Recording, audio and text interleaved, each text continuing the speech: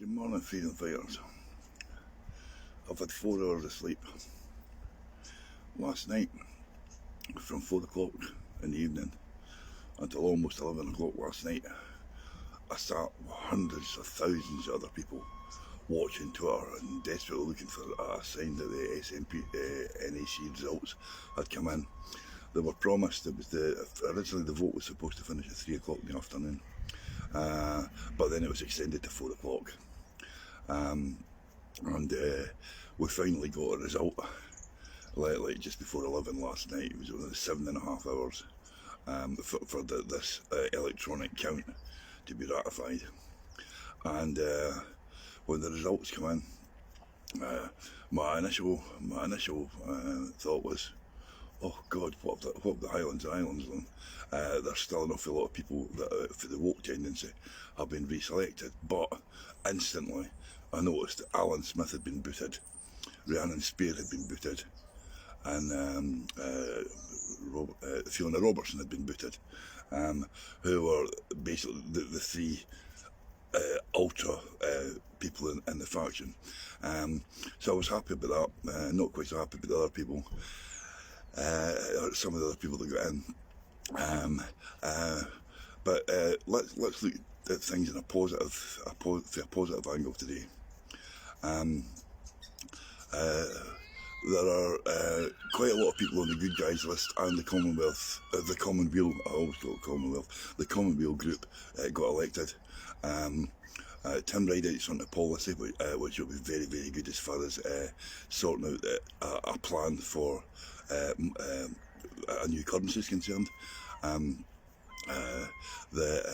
was very, very disappointed that David Henry, who I've been backing for National Secretary, lost by 24 votes to Stuart Stevenson. And I think that itself will make it a little bit more difficult for the party to change direction as much as I would have hoped for it to do. Although saying that, it's probably had enough of a nudge to take it away from the cliff face that it's been going to. One of the other really good things was Doug Chapman has been voted in as treasurer. Doug Chapman is a really, really good guy.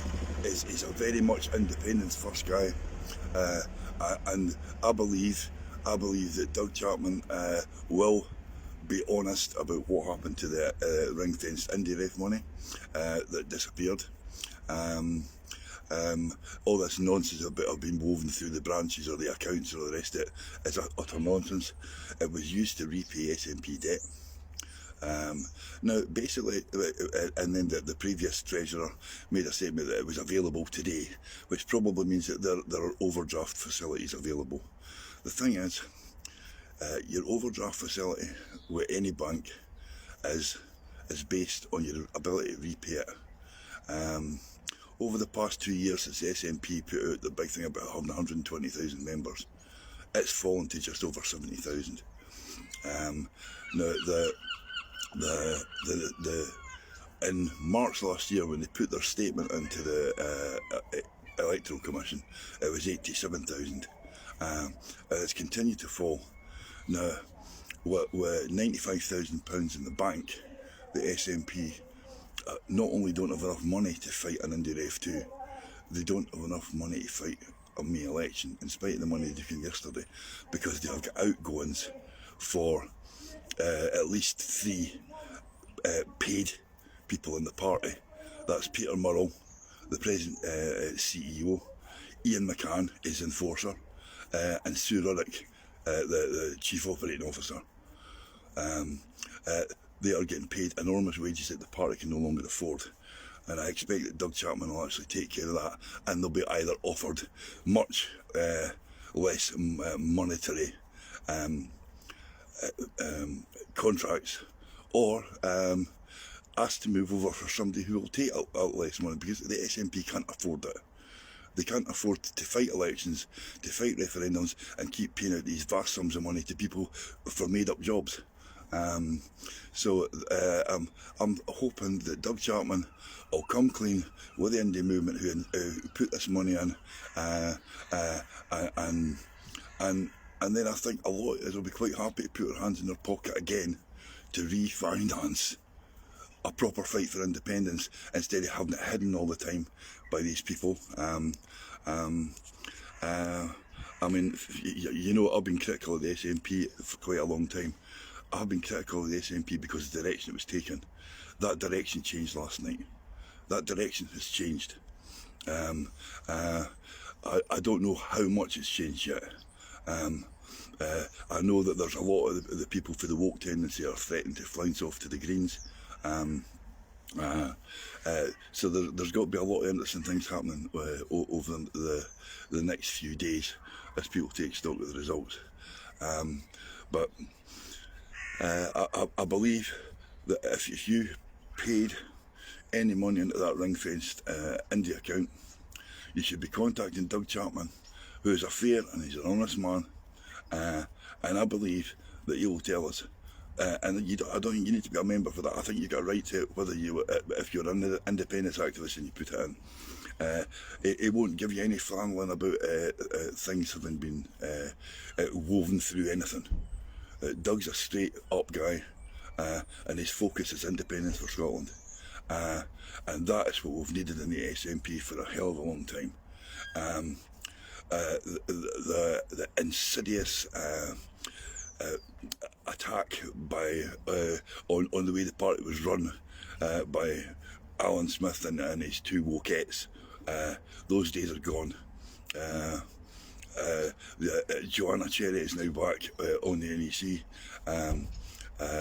The women's convener has been replaced by someone who signed the women's pledge.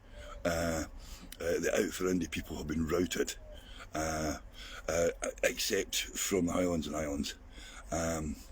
So we've been working for the last almost a month, first of all to get candidates selected for the election coming up in May. And you'll notice me battering the good guy slate and the Commonweal group slate for the last wee while with the thing Take Our Party Back.